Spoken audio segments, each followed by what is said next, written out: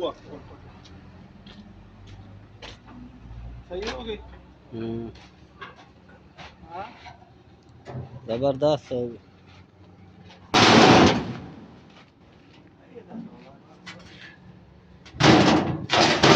दिल करता सुट उड़ दिया ये बैरंग दा जिम